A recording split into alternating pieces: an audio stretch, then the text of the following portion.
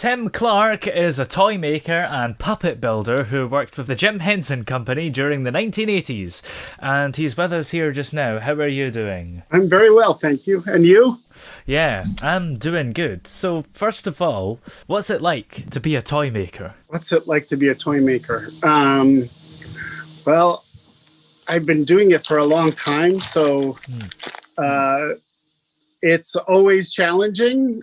It's not an easy thing to do, especially as an independent toy designer and developer. Yeah. It got harder and harder as the years went on because most toy companies want, products that are going to make millions and millions of dollars. So they started relying on Disney and Star Wars and Marvel comic books and everybody else to bring in, high dollar amounts. So for independents, it got more and more difficult over the years. Yeah. And when you make a toy, what process do you have to go through to get it finished? Well, it depends on really what I'm making. Like, sometimes it's just drawings, very detailed drawings or mechanical drawings, originally on paper, then later on the computer, and in programs like SolidWorks. And then, things changed, dramatically over the course of my career, where almost everything now is done on the computer.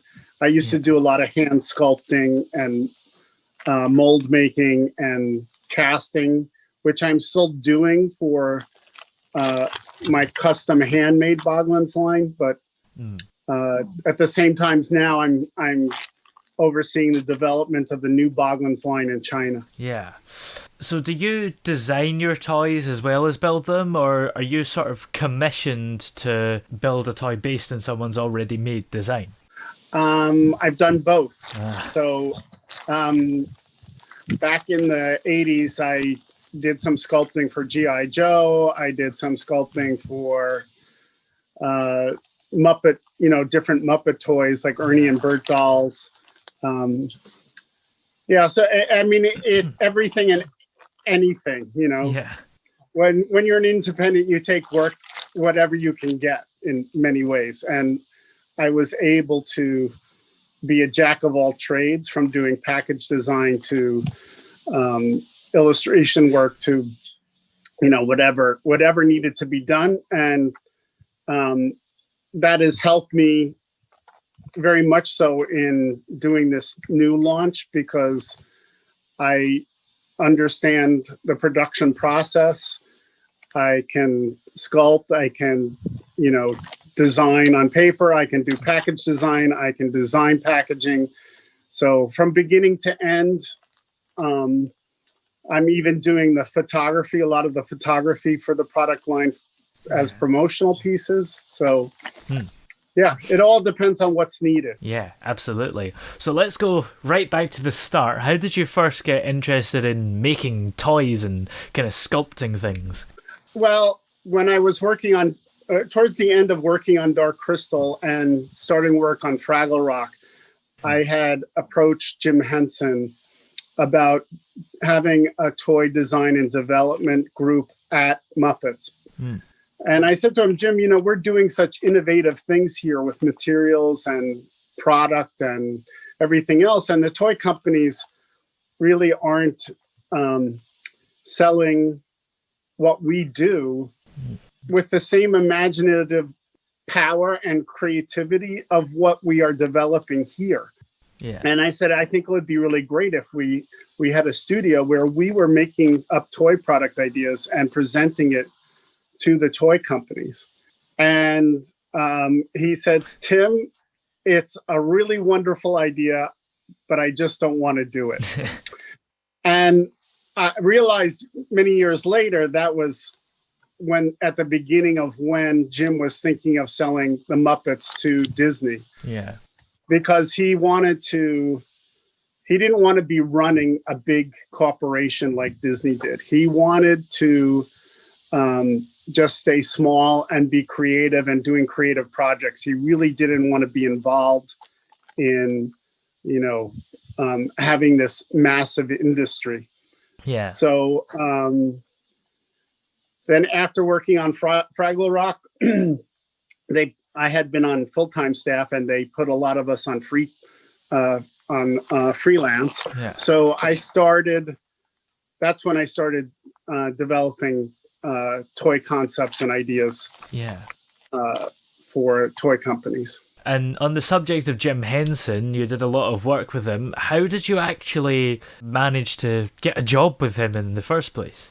Well, when I was in my last year of art school, Kermit Love, who is the guy who designed Big Bird and Snuffleupagus, taught a class on puppet building. And I took that class, and towards the end of the semester, he asked me what I was doing after I graduated. And I said I was looking for a teaching job because I had majored in art education. Yeah. And he said, well, what do you think about, coming to work for me? So I didn't hesitate. I just said yes, and so I have ended up teaching on a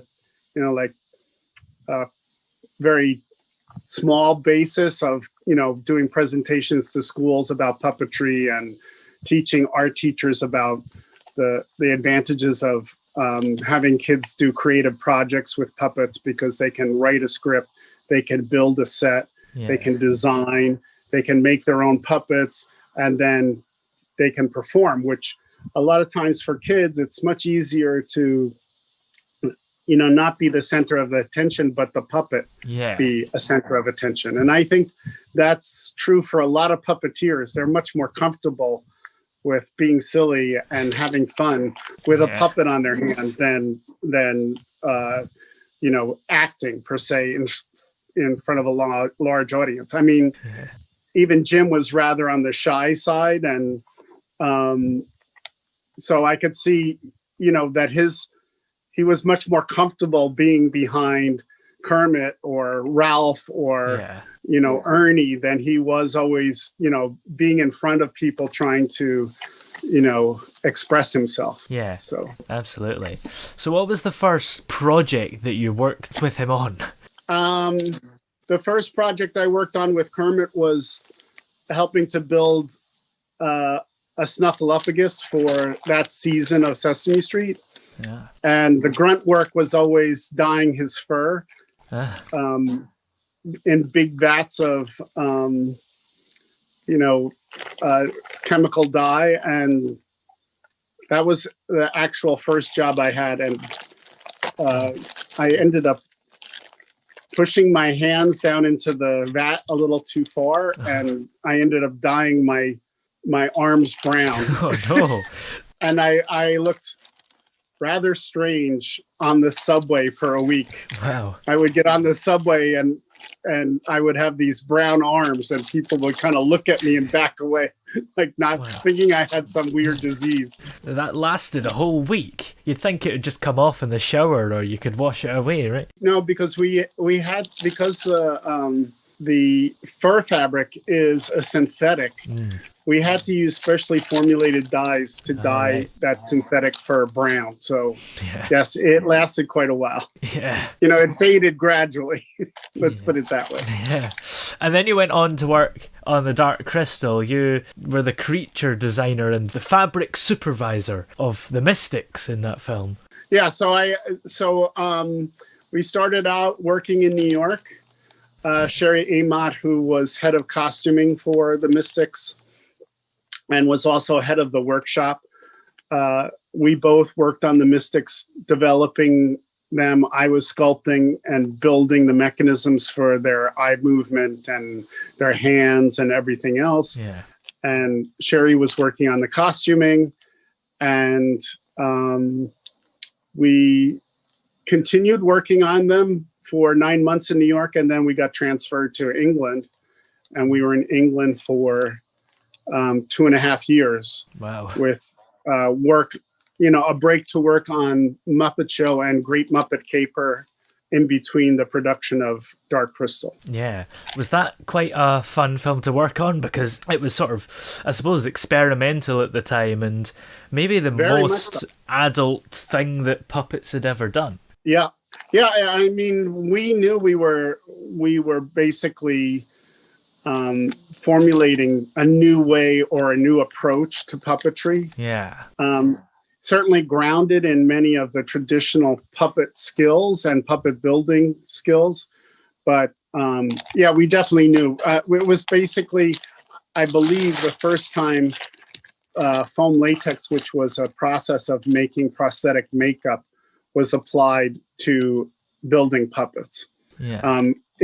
Foam latex had been used for stop motion animation puppets back then, but not specifically for doing hand puppets. Yeah. As far as I know. Yeah.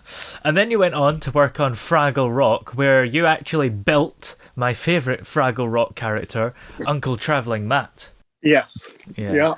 That and Jane Gutnick and Ed Christie and I built all the radio controlled Fraggles that were singing in the background with Franz Fazekas, who everybody called Foz, who Foz designed almost all the radio controls for the Muppets.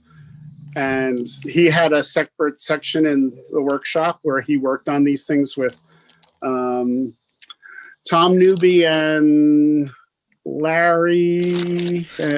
No.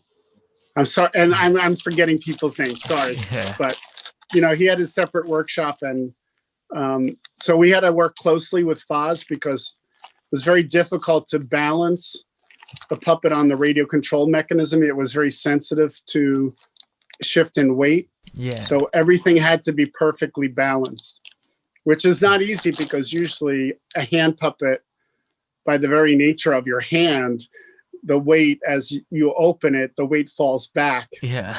And as you close it, the weight falls forward, especially with the eyes. So we had to use very thin plastic for the eyeballs, and we had to constantly be testing them to make sure that they would open and close properly without just going, and then not shutting. Yeah, and by the sounds of it, working on the Dark Crystal, kind of half in America and half over here when it was actually filmed, and then going up to Canada to do Fraggle Rock, you were sort of all over the place.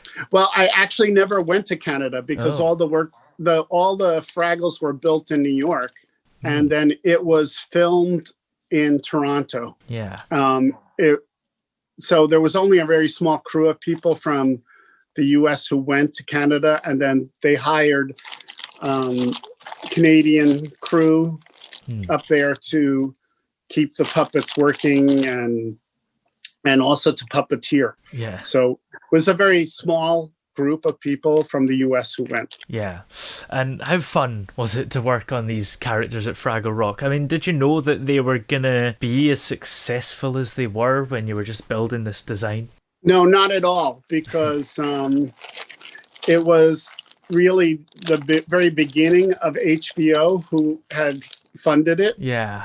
And cable television was in its infancy, so we didn't really expect much from it, especially after Muppet Show, which was just unbelievably popular all over the world. And Fraggle Rock, when it first came out, was a very small audience that saw it. Yeah. And it built over the years. And then once things started going to videotape and DVDs, the audience built and built and built over the years. And it's like, it wasn't till years later that people started coming up to me.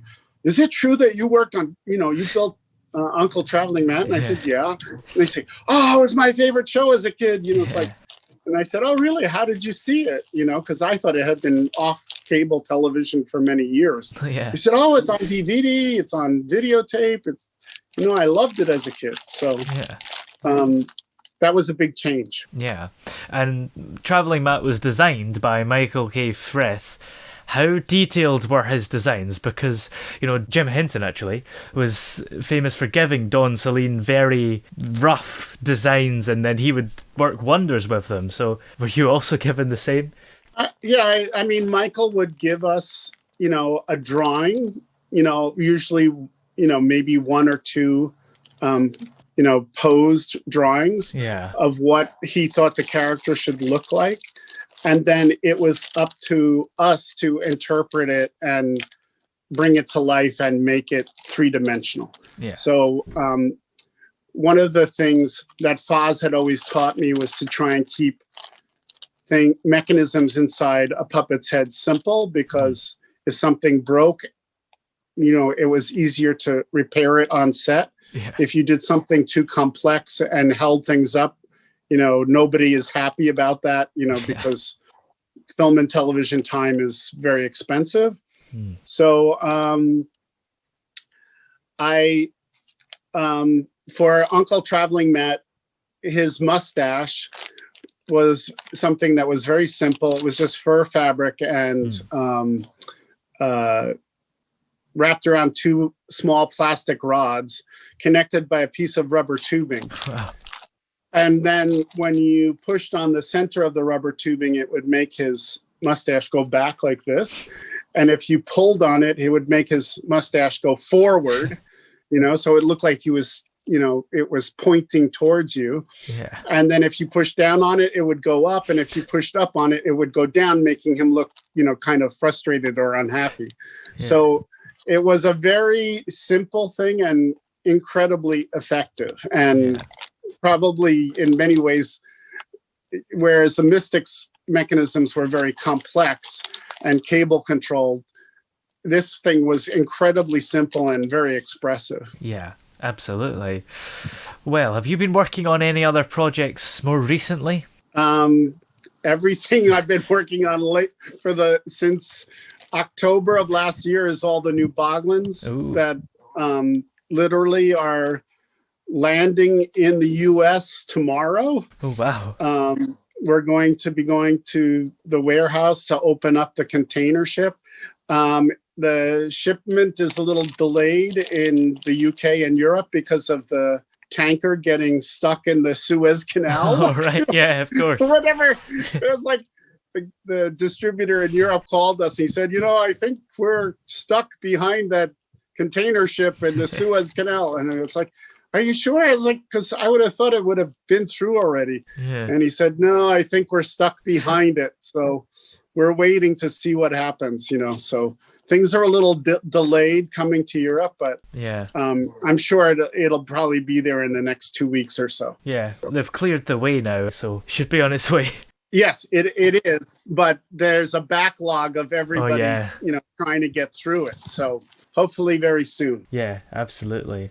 Well, do you have any kind of social media or websites that people are able to keep up to date with you on?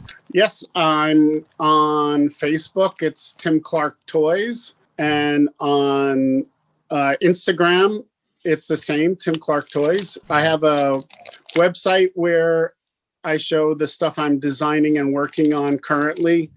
It's called TOTIMS,